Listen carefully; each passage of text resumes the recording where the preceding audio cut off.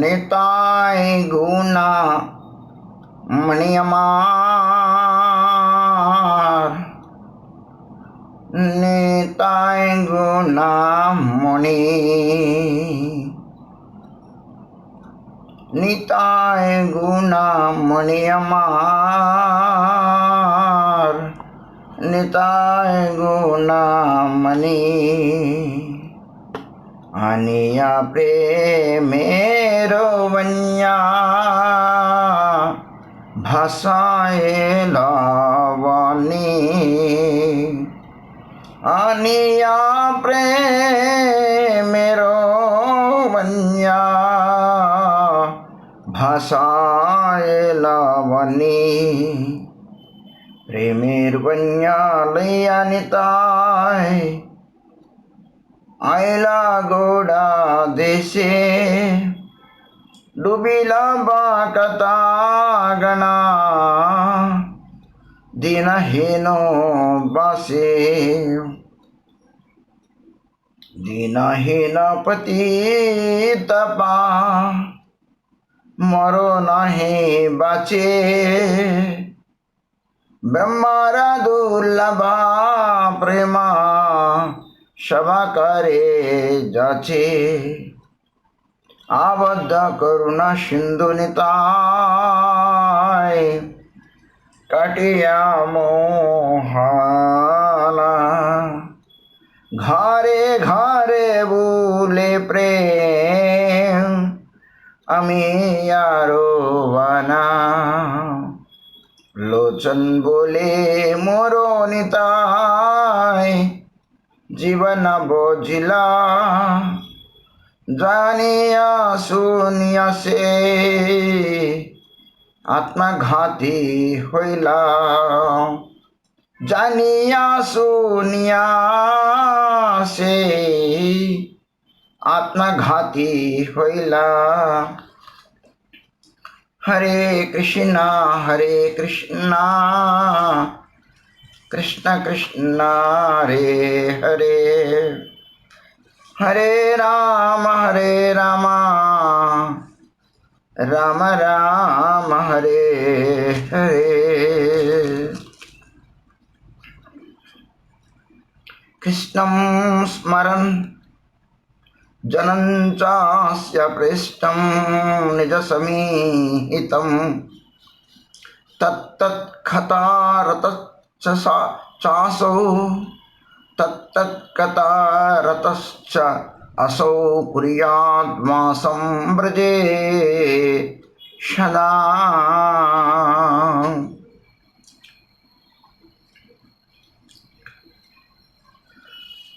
एवं व्रतः स्वप्रियनाम कीर्त्या जातानुरागो धृतचित्तवच्चैः असत्यतरोदितिरोति गायत् उन्मादवन्नृच्छति लोकबाह्यः हरे कृष्ण कृष्ण कृष्ण हरे हरे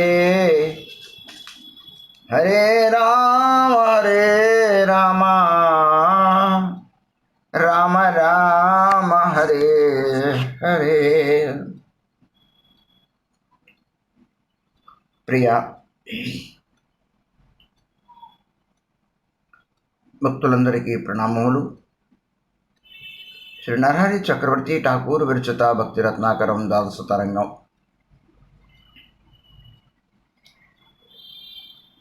ఈ అధ్యాయంలో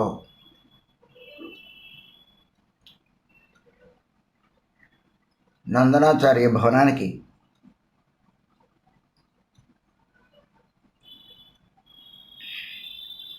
భక్తులందరితో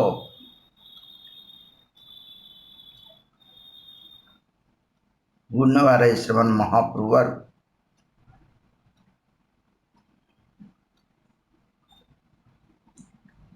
వెళ్ళి శ్రీమన్ నిత్యానంద ప్రభు ధ్యానముద్రులై ఉన్న సందర్భంలో దర్శించడం జరిగింది. ఆయన నిర్మాణమైన శోభని దర్శిస్తూ వాళ్ళందరూ కూడాను ఆశ్చర్యచకితులయ్యారు. అలానే నిత్యానంద ప్రభు కూడాను శ్రీమన్ మహాప్రభువాన్ని దర్శించి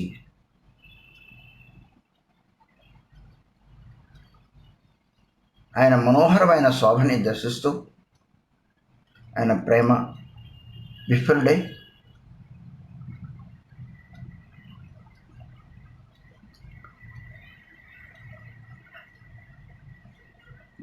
విశంబరుని మనసులో ఏమి భావించారో దాన్ని అలా చూస్తూ అలా భావించిన విషయాన్ని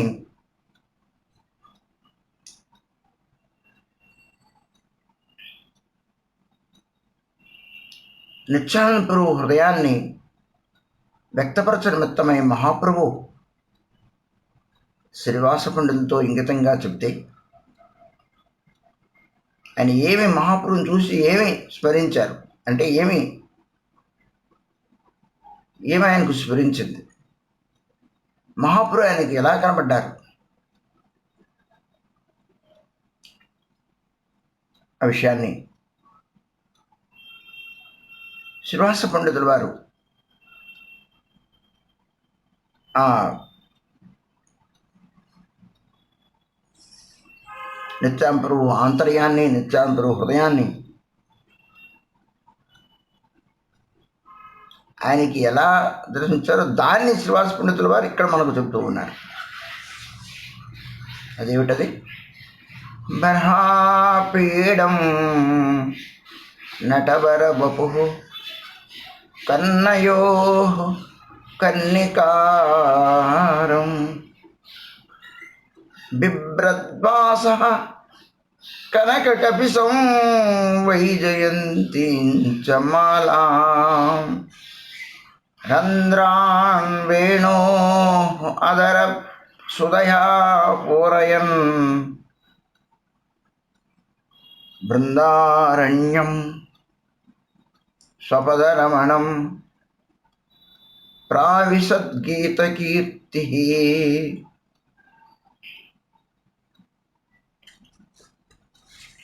సిక్పిచ్చమూలి నటవర వేషధారుడై కనుక పీతాంబరాన్ని ధరించిన వాడై చెవులయందు కన్నికాపుష్పాన్ని గొండగోగు పువ్వుని ధరించిన వారై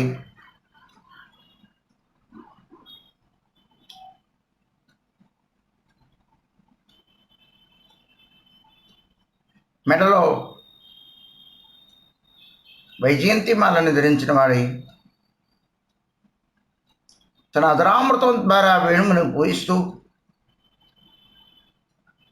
వేణువుకు ఆనంద ప్రవసనం చేస్తూ లోకాన్నంతా కూడాను మోహపరుస్తూ తన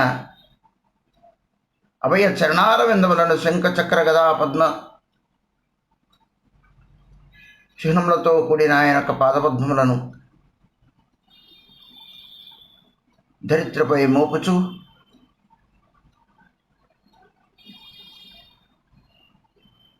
బ్రజ వసుంధరాని తన పదచిహ్నముల ద్వారా అంకితం చేస్తూ శ్రీ బృందావనంలోనికి ప్రవేశించారు అన్న విషయాన్ని, అలా ప్రవేశిస్తూ ఉన్నప్పుడు గోపగణమంతయు కూడాను ఆయన దివ్యమైన రూపాన్ని చూసి ఆయన మహత్యాన్ని ఈ విధంగా కీర్తించారు అన్న విషయాన్ని మనం నేను చెప్పుకున్నాం.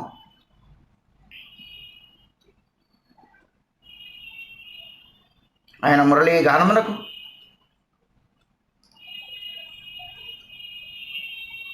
సమస్త పుష్పక్షాదులన్నయూ కూడాను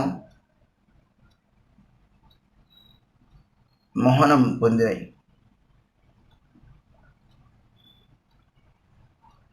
స్థావరములు జంగమములు గాను, జంగమములు స్థావరములు అయ్యాయి.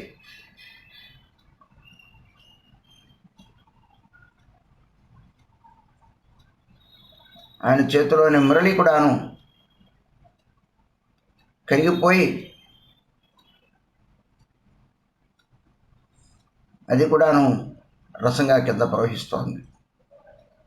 అది కూడాను కఠినమైనవి మృదుత్వాన్ని పొందుతాయని చెప్పుకున్నాం. పర్వతాదులు కరిగిపోయే వేణువు కరగదా?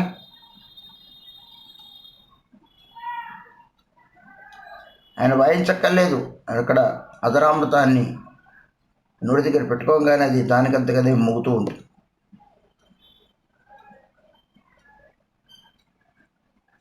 భగవంతుడు ఆదేశిస్తే సుదర్శన చక్రం సుదర్శనహారం చూస్తూ ఉన్నప్పుడు మళ్ళీ నేను ఆదేశిస్తే అది మొగదా? కానీ తన చేతిలోకి తీసుకొని అనుగ్రహించి తన కర్ర పల్లవుల మీద ఆయన ముగిస్తూ ఎంతో దాన్ని అపురూపంగా తన నోటి దగ్గర పెట్టుకొని అత్యంత ఆదరంగా మురళిని చూసుకుంటూ ఉన్నారు. భగవంతుల్లోని శ్రీమన్నారాయణుని యొక్క శంఖచక్ర గదా పద్మ ఏవి కూడాను బయట నుండి తెచ్చుకున్న వస్తువులు ఏం కావు. ఆయన పీతాంబరం కానీ, ఆయన కిరీటం కానీ, ఆయన యొక్క వక్షస్థలం కానీ, సారంగం కానీ, శ్రీవత్స లాంఛనం కానీ, కౌస్తుభ మణి కానీ,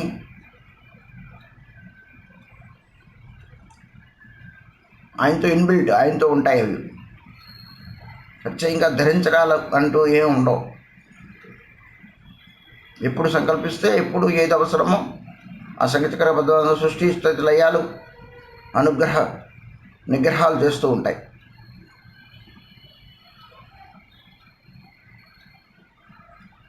ఎప్పుడో మోస్తూ కూర్చోడు, పోలీసు ఆయనకు పెట్టుకున్నట్టు, పిస్టల్ పట్టుకున్నట్టు. తిని మనకి ఇలా ఉంటాడు నారాయణ అని చెప్పడానికి ఎక్కడో సినిమాల్లో అక్కడ చూపిస్తారు. అంతవరకే భక్తులకు ఇప్పుడు ఎలా దర్శనవ్వాలి అంటే ఈ రూపంలో ఆయనకు ఒక నిర్దిష్టమైన రూపము, నిర్దిష్టమైన వస్త్రధారణము, నిర్దిష్టమైన దానికి తగ్గట్టుగా ప్రత్యేకమైన నామము ఆయన పుట్టాయి. అన్ని నామములు భగవంతుడు అయినప్పుడు కూడా ఒక్కొక్క నామం ఒక్కొక్క లీలకు సంకేతంగా నామం ఉంది.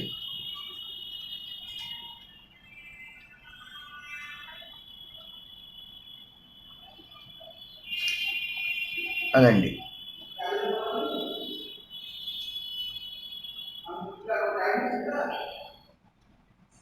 అన్ని రూపములు నిత్యమైనవి, పూర్ణమైనవి, సత్యమైనవి, సచ్చిదానందగరమైనవి. అన్ని రూపములు కూడా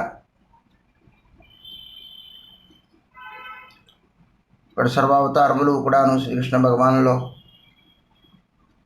ఉన్న ఎప్పుడు ఏ అవతారం కావాలంటే ఆయన తాలుస్తూ ఉంటాడు.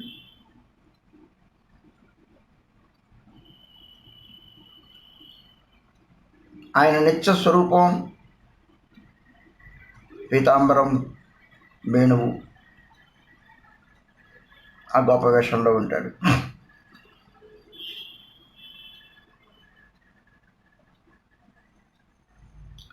ఎప్పుడు కైశోర రూపంలోనే ఉంటారు. నారాయణుడు 10 సంవత్సరాల వయసులో ఉంటారు, కానీ కృష్ణుడు ఎప్పుడు 16 సంవత్సరాలు, 15.5-16 సంవత్సరాల మధ్యలో ఉంటాడు. ఆయన విలాస పురుషుడే ఉంటాడు. ఆయన సంక్రమం మాత్రం చేతనే కింద వాళ్ళందరూ ఆయన అవతారములన్నీ కూడా అన్ని సృష్టి లయాలన్నీ జరిగిపోతూ ఉంటాయి. ఆయన ఏమీ చేయరు, కానీ ఆయన సంకల్పంలే జరుగుతూ ఉంటాయి.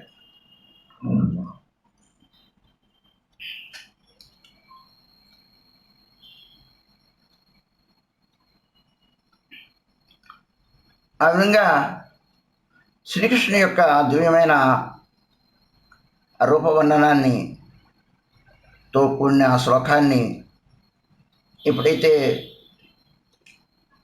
చదివారో నిత్యానంద ఆయన యొక్క సహజమైన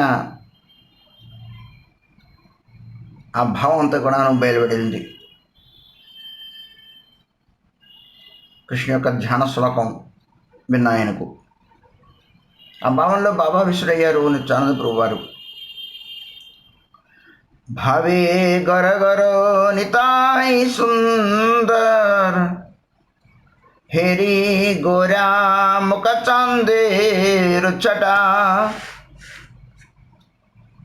कत उठे चिते नारे तिरु हईते ప్రతి అంగనవ పులకొకట. ఇప్పుడు నిత్యానంద ప్రభు యొక్క ఆ వర్ణనం విన్నవారే కృష్ణ ధ్యానముకుండైన నిత్యానంద ప్రభు యొక్క పరిస్థితి ఎలా ఉన్నదో గ్రంథకర్త మనకు గాన రూపంలో మనకు తెలియపరుస్తూ ఉన్నారు. బావే గర గర నితాయి సుందర్. నిత్యానంద సుందరుడు భావంలో గరగర గరగర అంటే భావంలో ఏ రకమైన శబ్దాలు కొలుగుతాయో ఆ విధమైన భావంలో ఉన్నాడు. షేరీ గోరా ముఖ చందేరుచట. ఎవరిని చూస్తూ ఆయన భావావేశం పొందారు?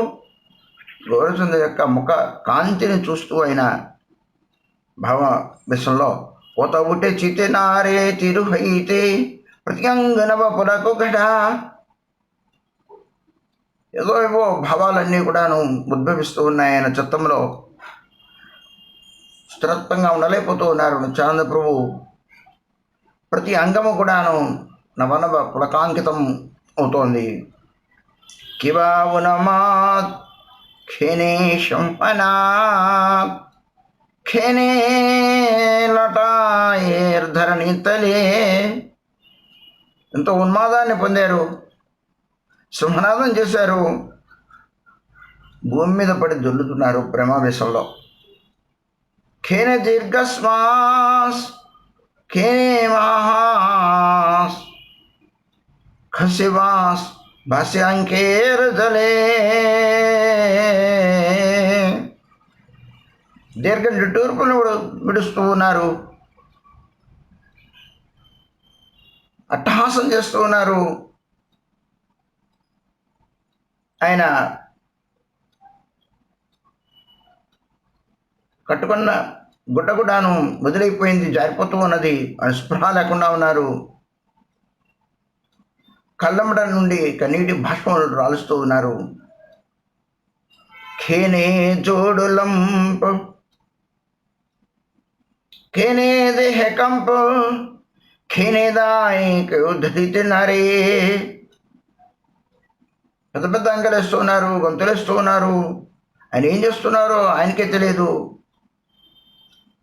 దేహం పులకాంకిత కంపితమైపోతోంది, ఉనికిపోతోంది. ఎవరు కూడా ఆయన పట్టుకోలేకపోతూ ఉన్నారు. ఏదో ఒక రకమైన అద్భుతమైన ఒక భావావేశంలో నిమగ్నమైపోయారు.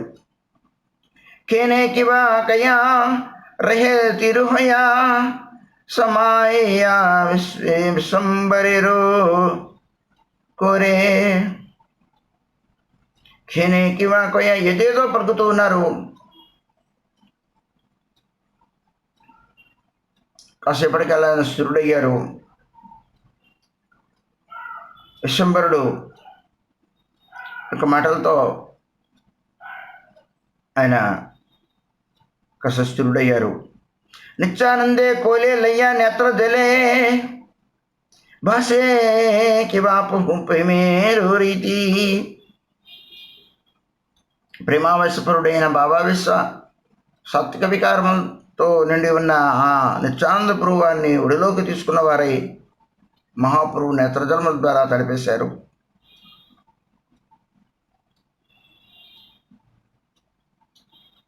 కహే నరహరి శ్రీవాసాది చారి పాసే కాందే క్యుహు నా దొరే ధృతి. నరహరి చక్రవర్తి ఠాకుల వారి గానాన్ని చూస్తూ అంటూ ఉన్నారు. శ్రీవాసాది భక్తులందరూ కూడాను నాలుగువైపులా ఉండి వారిద్దరి ప్రేమావేశంలో మునిగి ఉంటే వారిద్దరిని చూసి వీళ్ళందరూ కూడాను ప్రేమావేశంలో అందరూ ఆక్రందన చేస్తూ ఉన్నారు. ప్రేమ అశ్రువులు విడుస్తూ ఉన్నారు. ఎవరు ధైర్యంగా వాళ్ళు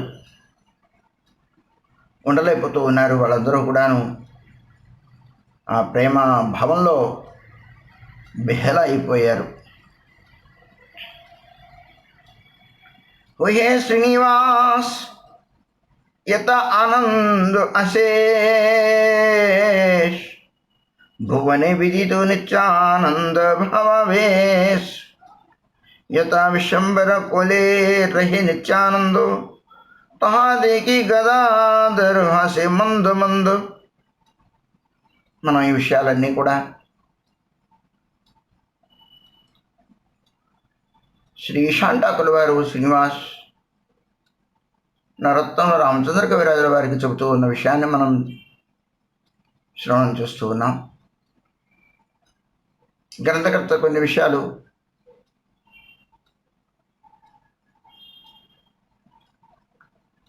చెబుతూ ఈశాంటాకుల వారి విషయాన్ని మనకు చెబుతూ ఉన్నారు. మనం ఈశాంటాకుల వారు ఏమి చెబుతూ ఉన్నారు దాన్ని మనం చెప్పుకుంటూ ఉన్నాం. కావున మనం ఈ విషయాలన్నింటినీ కూడాను ఈశాంటాకుల వారు మనం శ్రీమన్ మహాప్రభు అందరూ కూడా అంతర్ధానానంతరం జరుగుతున్న సంఘటన ఇది. కాబట్టి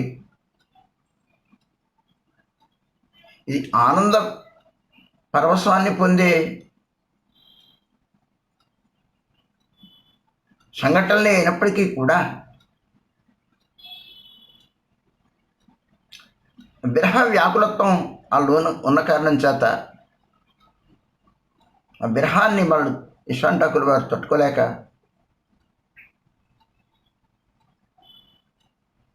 ఆ విరహంలో ఇవన్నీ చెబుతున్నారు. కాబట్టి మనం ఆ కథని ఈశాంటాకుల వారు ఏ విరహభావంతో శ్రీనివాస పండితులు శ్రీనివాస్ నరోత్తం శ్రీనివాసాచార్యుల వారు నరోత్తం ఠాకుల వారు రామచంద్ర కవిరాజుల వారికి చెబుతూ ఉన్నారో ఏ భావంతో అదే భావంతో మనం ఇక్కడ మనం చెప్పుకోవాల్సి వస్తూ ఉంటుంది. మనం దాన్ని ఒక ఉపన్యాసంగా చెప్పుకోవడం వేరు, వారి భావంలో ఉండి మనం చెప్పుకోవడం అనే సబ్జెక్ట్ వేరు.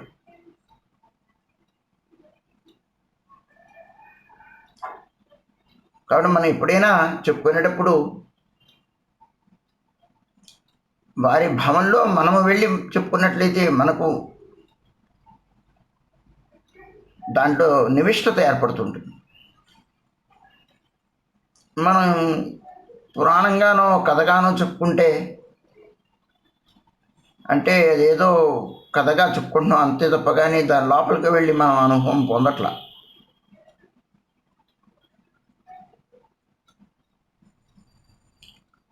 కాబట్టి వినే వ్యక్తి చెప్పే వ్యక్తి కూడాను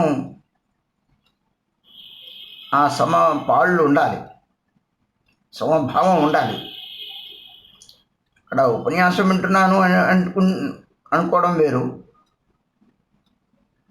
ఆ సిచ్యువేషన్కి వెళ్ళిపోయి ఈశాంటాకుల వారు శ్రీనివాస్ నరోత్తం శ్రీనివాస్ చెబుతూ ఉన్నారు, మనం వింటున్నాం అని చెబుతూ ఉంటే మనం ఆ భావంలో కనుక ఉన్నట్లయితే మనం గ్రంథాన్ని లోపలికి మనం వెళ్ళగలం, పొందగలం. తప్పగాని మనం అదేదో ఒక కథగా అనే భావనలో మనం కనుక విన్నట్లయితే ఆయన ఏం చెప్పారు, తప్పు చెప్పారా, ముందు చెప్పారా, పొరపాటు చెప్పారా కాదు, అక్కడ ఉన్న సబ్జెక్టుని మనం ప్రధానంగా మనసులో పెట్టుకుంటూ దాని లోపల మనం నివిష్టులం అవ్వాలి.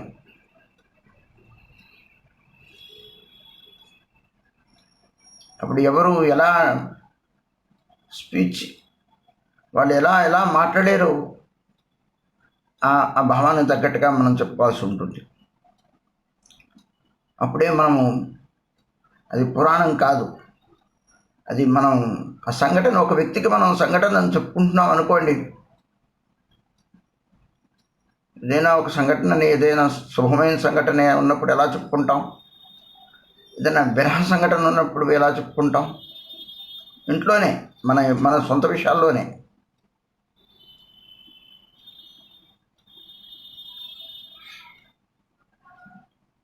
మన దుఃఖమైన విషయాన్ని ఎలా చెప్పుకుంటాం, ఆనంద విషయాన్ని ఎలా చెప్పుకుంటాం, ఈ భావాలన్నీ కూడాను మనకు ఉన్నాయి. అయితే మనం విషయంలో మనం పురాణంగా చెప్పుకుంటాం అనే భావంలో ఉంటాం. అందుకని ఏంటంటే మనం లోపలికి వెళ్ళలేం. విన్నంతసేపు కూడాను ఆ లోపలికి వెళ్ళడానికి కథ వినడం కాదు కావాల్సింది. నరచక్రతుడాకులు వారు చెప్పేదంతయు కూడాను చైతన్య భాగవతం అక్కడ అన్ని చోట్ల ఉన్నవే ఆయన ఆస్వాదన ఏం చేస్తూ ఉన్నారు, మనం ఆస్వాదనం చేయాలి. అప్పుడు మనకు భక్తి అనేది పెంపొందుతుంది. పురాణానికి సేపు వింటున్నాను అంటే ఏమీ ఆ పురాణంలాగే ఉంటుంది. అది పురాణం ఉన్నాం మనకు ఎన్నో పురాణములు ఎన్నో టీవీలో వస్తూ ఉంటాయి. ఎన్నో విషయాలు అందరూ చెబుతూ ఉంటారు, గొప్ప గొప్ప విషయాలు చెబుతూ ఉంటారు.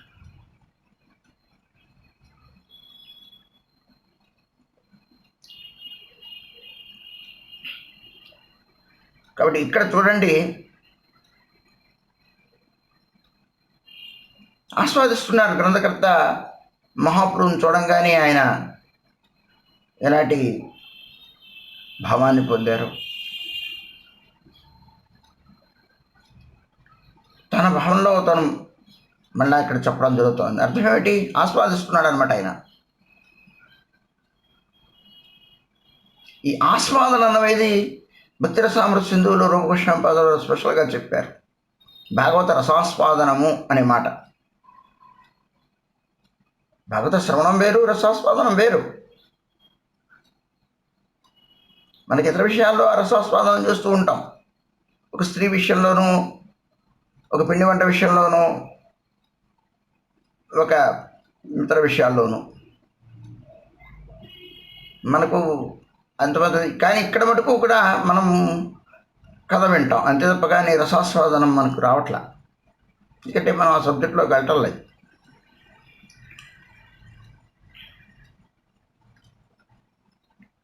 బహుశా వినేవాళ్ళందరూ అదే స్థితిలో రసాస్వాదనం చేస్తున్నారని నేను తెలుస్తాను. నాకైతే ఇది కలగట్లేదని అర్థమవుతోంది. ఓహే శ్రీనివాస్ యతానంద అశేష్ భువనే విదితో నిత్యానంద భావేష్. ఓ శ్రీనివాస్, ఏ ఆనంద విశేషం ఇక్కడ జరిగిందో అది త్రిగుణాలకి తెలుసు. ఆ నిత్యానంద యొక్క భావావేశం. యథా విశ్వంబర కోలే రహి నిత్యానందో తహా దేకి గదాధర్ హాస్య మందో మందో. నిత్యానంద ప్రభు విశ్వంబరుని యొక్క ఒడిలో అలా ఉండిపోయారు. దాన్ని చూసి గదాధర్ పండితుల వారు మధురంగా నవ్వుతూ ఉన్నారు పక్క నుండి, వారిద్దరి యొక్క కలయికను చూచి. ప్రభు విశ్వంబరో నిత్యానందే రహి యథ కహితే నా జాని దోహే కహిలో సే కథ అంటే కథ.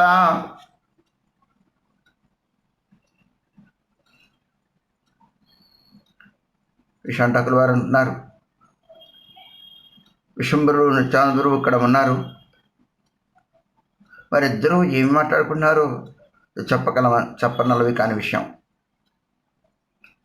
శివాషాది భక్తో యథా బాసులో జేసుకే శేషవు కహితే నా ఐసే అకంకే. శ్రీవాసాది భక్తులందరూ కూడా ఏ సుఖంలో వాళ్ళు తేలియాడారో ఆ విషయాలన్నీ కూడాను నాకు చెప్పడానికి నోటికి చెప్పడానికి రావట్లేదు. నోరు చెప్పలేకపోతుంది దాన్ని, నాకు చాలట్లేదు. నా దగ్గర ఆ వాక్కులు లేవంటున్నారు ఈ శాంతాకుల వారు.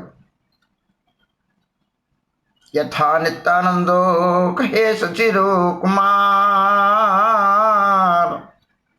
కాళీ పౌర్ణమసి యశ పూజన తోమార్. నిత్యానందే కహే సచిర కుమార్.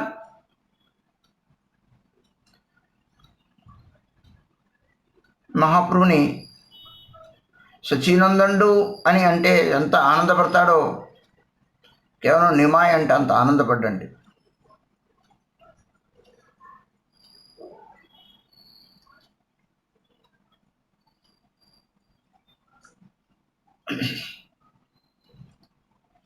పేరు పెట్టి పిలవకూడదు అనేది ఒక మాట ఉంది.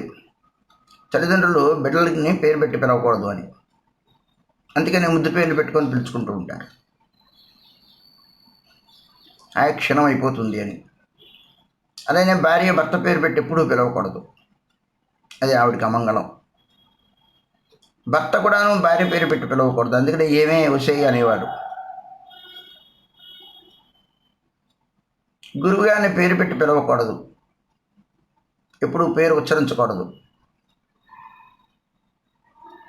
భార్య ఇతరమైన మాటల ద్వారా ఫలానా అని తెలియపరచాలి తప్పగా నోటితో గురుగారి పేరుని ఎప్పుడు పడితే ఎప్పుడు, ఎక్కడ పడితే అక్కడ, ఎలా పడితే అలా ఉచ్చరించకూడదు.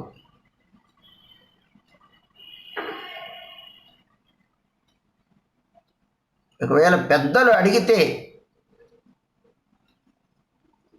పూజ్యులు గురుతుల్యులు వాళ్ళు అడిగినప్పుడు దాన్ని చెప్పాలి తప్ప కానీ బయట వాళ్ళందరూ కూడాను ఎవరి పాటికి వాళ్ళకి వచ్చి అలా చెప్పేయకూడదు.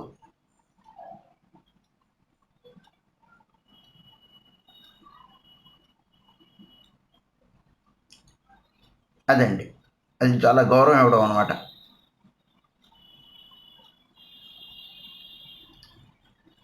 మన ధర్మశాస్త్రం ఈ విషయాలన్నీ చెబుతూ ఉంటుంది.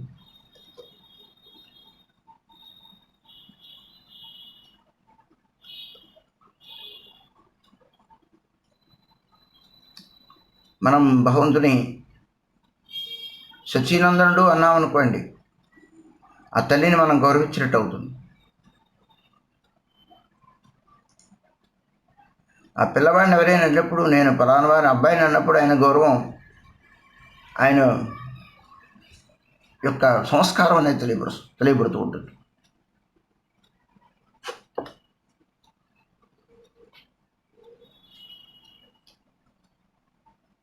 నందనందనుడు అనే మాట కంటే యశోదానందుడు అనే మాట కృష్ణుడు చాలా ఆనందపడతాడు.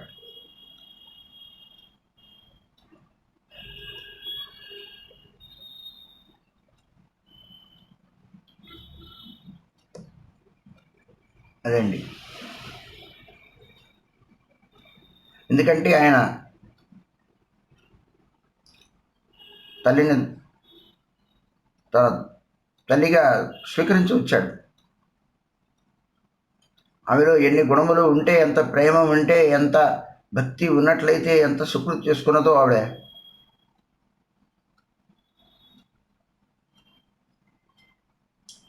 ఆయనకు చాలా ఇష్టమైన అమ్మ అని పిలిపించుకుంటున్న ఆవిడ కాబట్టి, ఆవిడ పేరుతో మనం కనుక పిలిచినట్లయితే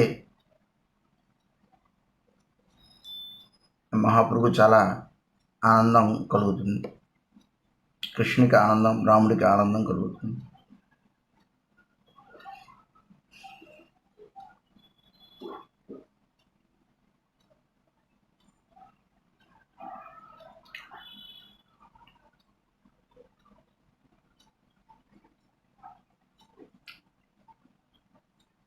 యథా నిత్యానందే కహే సుచిరా కుమార్.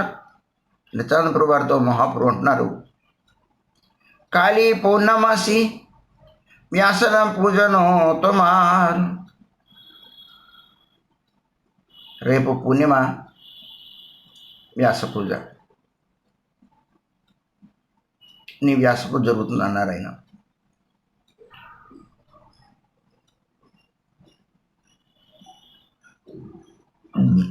వ్యాస పూజ ఎవరిపాటికి వాళ్ళని వ్యాస పూజ అని అనకూడదండి. మహాప్రభు నిత్యానంద ప్రభువుని పట్టుకొని నీ వ్యాస పూజ జరుగుతుంది అన్నారు. ఈ మాట ఎక్కడా అనలేదు. నిత్యానంద ప్రభు బలరామ స్వరూపం, గురువులకి గురువు బలరాముడు. శ్రీకృష్ణ యొక్క అభిన్న రూపం అది. ఆయన కృష్ణ యొక్క స్వరూపమే బలరామ రూపం. కృష్ణుడి కంటే బలరాముడు వేరైన వాడు కాదు. వేరు రూపం అంటే వేరు రూపంలో కనబడుతున్నాడు, కానీ ఒకటే కృష్ణుడు ఆ రూపంలో ఉన్నాడు.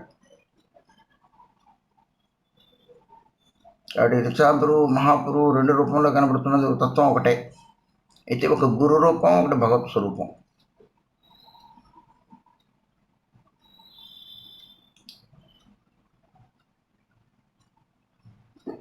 వ్యాస పూజ అనేది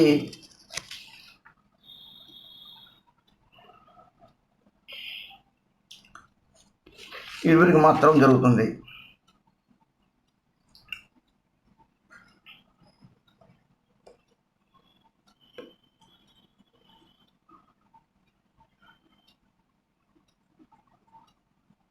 ఎవరి కృప వలన భగవంతుని తెలుసుకుంటూ ఉంటామో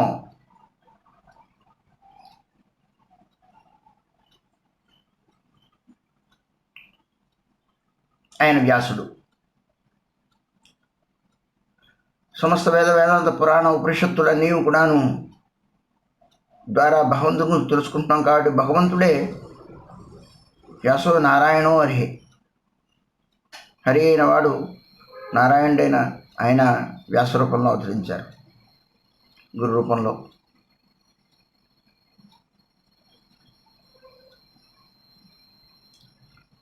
ఆ వ్యాసుల వారు ద్వారా మనం భగవంతుని తెలుసుకోగలుగుతూ ఉన్నాం.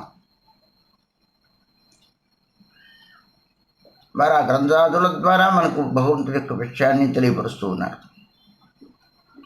గురువులకి గురువుగా, ఆది గురువుగా వ్యాసదేవుల వారిని మనం కొలుస్తూ ఉంటాం. అందుకనే ప్రత్యేకంగా ఆషాఢ పూర్ణిమ నాడు వ్యాస పూజ జరుగుతూ ఉంటుంది. ఆయన పేరు, ఆయన దాన్ని గురు పూర్ణిమ అంటాం.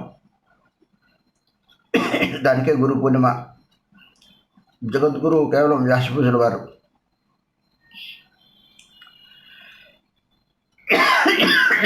మరి యొక్క వ్యాస పూజ శ్రోత్రియుడు బ్రహ్మనిష్ఠుడు అయిన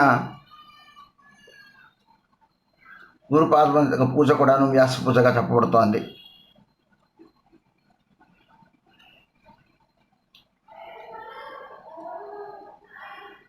అయితే అందరూ శ్రోత్రియ బ్రహ్మనిష్ఠులు గురువులైనంత మాత్రాన్ని కాలేరు. అప్పుడు వ్యాసపదానికి దోషం వచ్చేస్తూ ఉంటుంది.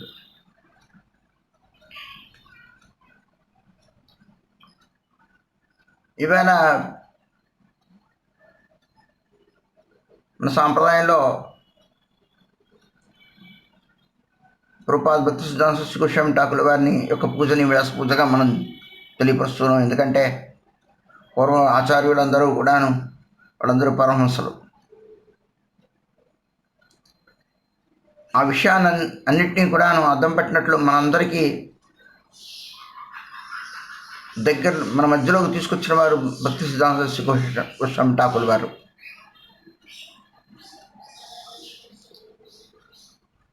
ఈ గురు శిష్య పరంపర ఈ యొక్క గృహస్థులందరి మధ్యకు వెళ్ళింది. ఈ గురు శిష్య పరంపరకి మనకు సాంప్రదాయంలో ఎక్కడెక్కడో ఇప్పుడెప్పుడో జరిగింది. కానీ ఈ యుగంలో ఈ యొక్క 19వ శతాబ్దంలో అవతరించిన ఆయన సాంప్రదాయానికి మళ్ళీ నాంది పలకడం జరిగింది. మన ఆయన ద్వారానే ఈ విషయాన్ని మనం తెలుసుకున్నాం. మహాప్రభు గురించి కానీ తర్వాత గురించి కానీ మనం ఆయన వ్యాస పూజ చేయాలి. ఇవాళ ఆయన శిష్యులకు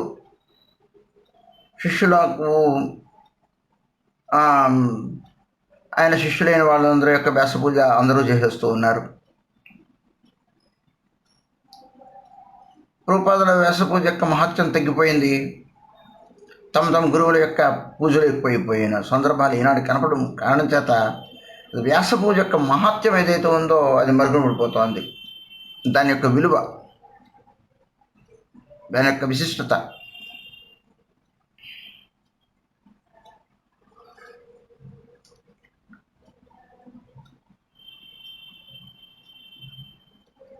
అప్పుడు ఆయన పట్ల మనకు అవతారం అయిపోతూ ఉంటుంది. నా గురువు నాకు ఎక్కువ అయితే అవ్వచ్చు, కానీ నేను వారిని వ్యాస పూజగా చేయకూడదు, నేను గురు పూజగా చేసుకోవచ్చు.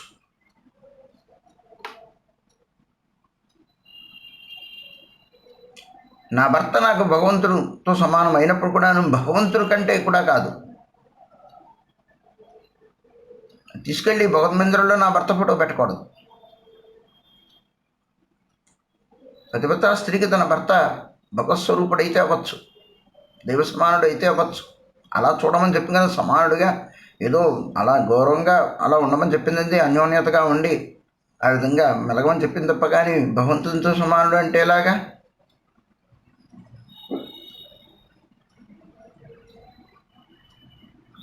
కాబట్టి నా గురువుగారు నాకు గొప్పే, కానీ వ్యాసపూజ చేయడానికి ఉన్నప్పుడు నేను ప్రభుపాదుల వారిని చేయాలి. ఎందుకంటే నా గురుగారు వ్యాసపూజగా ప్రభుపాదుల వారిని చేశారు కాబట్టి అని చెప్పి నేను గురువుగారిని వ్యాసపూజ అంటేనే పెద్ద గురుత్వం అన్నప్పుడు గోస్వామి అంటేనే గురువు అయినట్టు కాదు. గురువు పూజ గురు పూజే, గురు పూజని గురు పూజగా చేసుకుందాం, తప్పులేదు. వ్యాసపూజను వ్యాసపూజగా చేసుకుందాం. గురువు యొక్క ఆవిర్భావం రోజున నేను వ్యాసపూజ చేస్తానంటే అప్పుడు ప్రభుపాదుల వారి ఆవిర్భావం రోజున ఏమైనట్టు?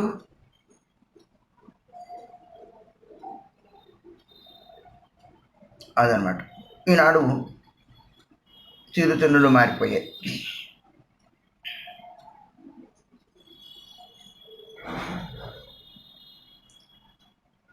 రేపు వ్యాసపూజ జరుగుతుంది.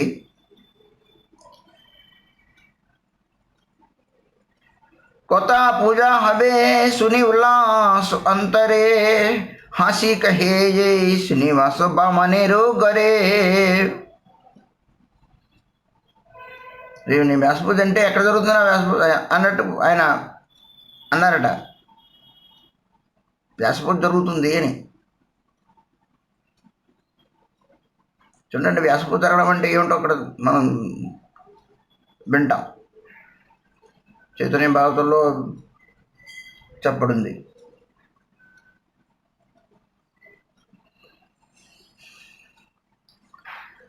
శ్రీనివాస బాబనేని గారి శ్రీనివాస బ్రాహ్మణుడింట్లో అని చెబుతారు ఆయన మహాప్రభు వారు. నిత్యానందో వాక్యే యథా హర్ష విశ్వంబర్ శ్రీనివాస సహితే యథా హైలో విస్తర్ కథా హైలో విస్తర్. సకలై నందనాచార్యులు గృహం అయితే ఏం చేయాలో నీ శ్రీనివాస పండితుల వారికి చెప్పడం జరిగిపోయింది. వాళ్ళకి తెలియదు కదా, హఠాత్తుగా ఆ మాట అన్నారు. శ్రీనివాస పండితుల వారికి చెప్పడం జరిగింది ఆయన మహాప్రభు. సరే, అందరూ కూడాను నందనాచార్య వారి గృహానికి బయలుదేరి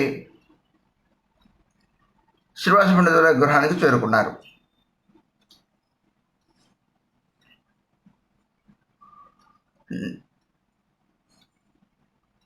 వహే శ్రీనివాస అంగనే నాచే గౌరచంద్ర నిత్యానంద సంకీర్తనే. శ్రీనివాస అంగనానికి చేరుకున్న మహాప్రభు వారు నిత్యానంద సంకీర్తనలో మత్తులయ్యారు ఇద్దరు కూడాను. दुई प्रभु नाचे चतुर्दिके భక్తగను జే ప్రేమే ఆవేశత నా హోయవన్నన్. వాళ్ళిద్దరు నృత్యం చేస్తూ ఉంటే నలువైపులో భక్తులందరూ కూడాను ప్రేమావేశంలో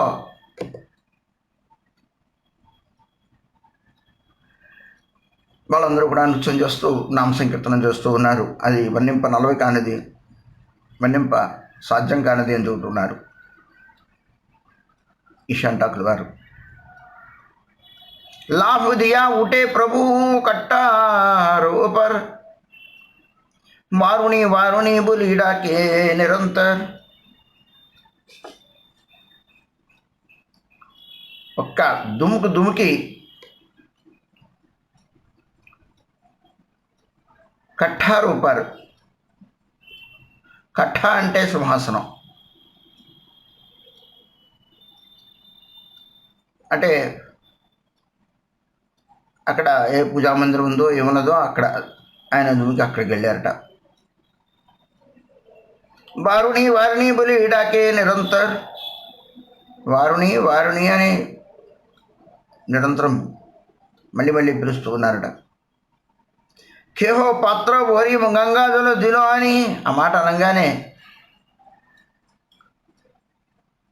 గంగాజలాన్ని పెద్ద పాత్రలో గంగాజలాన్ని పట్టుకొచ్చి ఇచ్చారట. సవే దేకే ప్రభు జను పియే కాదంబిని, అందరూ అందరూ చూస్తున్నారట కాదంబిని. ఆయన కాదంబిని అంటే మేఘమాల. కాదంబిని అనే మాటకి అర్థం ఏంటంటే మేఘమాల అని అర్థం. నీళ్లు తాగునికి మరి మేఘం మేళ అక్కడ అది కనబడుతోంది.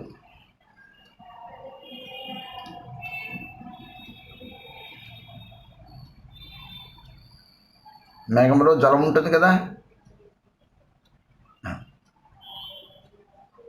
కాదంబరి అంటే మేఘం అని అర్థం.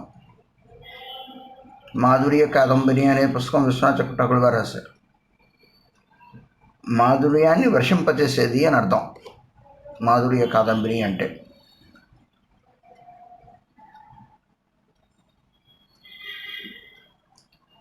అది శ్రీ హలో ముషలో మాగే నిత్యానందోస్తానే, జిలు నిత్యానందత దేకిలో భాగ్యవాణి. నిత్యానందరు ఎలా ఉన్నారు అక్కడ? అప్పుడు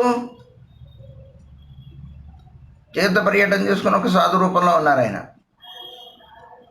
సన్యాస రూపంలో ఉన్నారు, ఒక పరమహంస రూపంలో ఉన్నారు.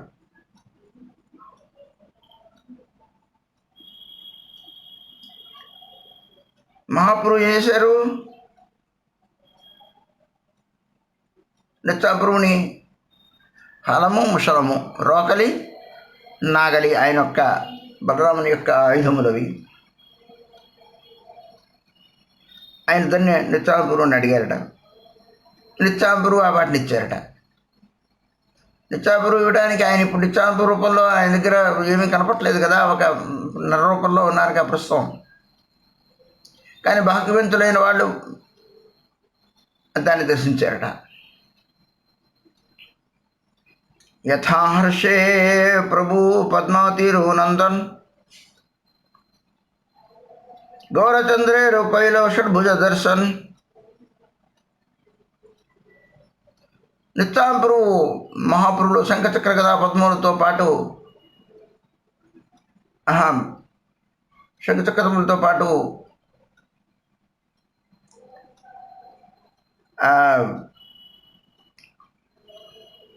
వేణువుని, తర్వాత ఈ యొక్క హలముషులను ధరించిన రూపాన్ని చూసి షడ్భుజ దర్శనాన్ని దర్శించారు.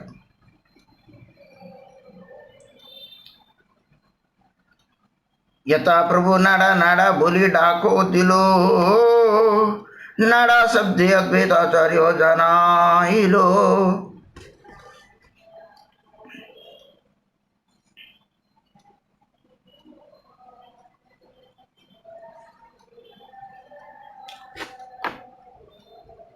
శంఖచక్ర కదా పద్మములు అలముషలం అండి. ఇందాక నేను చెప్పాను, గుర్తులేదు.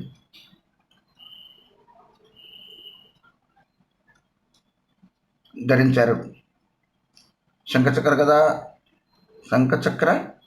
గదా పద్మం, హల ముసలం. ఇది షడ్భుజ దర్శనం. మహాప్రభు ఈ షడ్భుజ రూపంలో ఉన్న మూర్తిని ఆయన నిత్యాప్రభు దర్శించారు.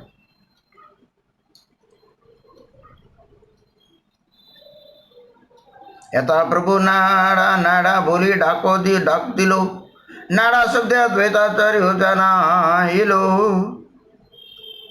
వాంఛాకల్పతరుశ్చ కృపా సింధుభ్య ఏవ చ పతితానాం పావనేభ్యో వైష్ణవేభ్యో నమో